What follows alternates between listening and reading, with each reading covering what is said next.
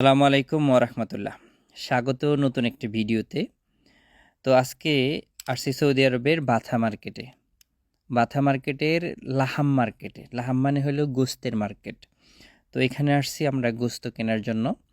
তো আমার পছন্দ হইলো মাথার মাংস, যার পরিপ্রেক্ষিতে গরুর একটা আস্ত মাথা কিনছি এখান থেকে। তো মাথাটা আসলে কত রিয়াল দিয়ে কিনলাম সেটা বলি। এই মাথাটা আমি কিনছি হইলো 130 রিয়াল। তবে এটা দামাদামি করে কিনতে হয়েছে।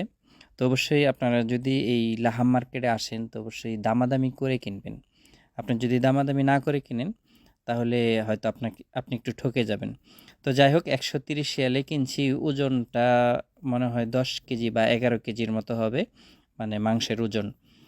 আর উনি সব কিছু মিলে কেটে কুটে দিবে, সব মিলেই 130 রিয়াল। তো এই লাহাম মার্কেট থেকে মাংস কিনলে একটা সুবিধা কি হয়, একেবারে মনে করেন তাজা ফ্রেশ মাংসটাই আপনি এখান থেকে আমরা কিনতে পারি আপনার। কারণ হলো অন্য অন্য দোকানও আছে, কিন্তু এরকম তাজা মানে দেখে আমরা কিনতে পারি না। তো যাই হোক, ফ্রোজেনটা কিনতে হয়, ফ্রিজেরটা। তো এখান থেকে তাজা কিনা যায়। তো যারা সৌদি আরবের রিয়াদে থাকেন তো অনেকেই চিনেনি লাহাম মার্কেটের মাংস কেমন। তো আমি বরাবরই এখানে আইসা মাংসগুলো কেনার চেষ্টা করি। তো আপনারা ওইখান থেকেই কিনবেন, কারণ প্রবাসীরা চায় একটু ফ্রেশ ভালো জিনিস কেনার জন্য, এবং কি একটু সস্তায়।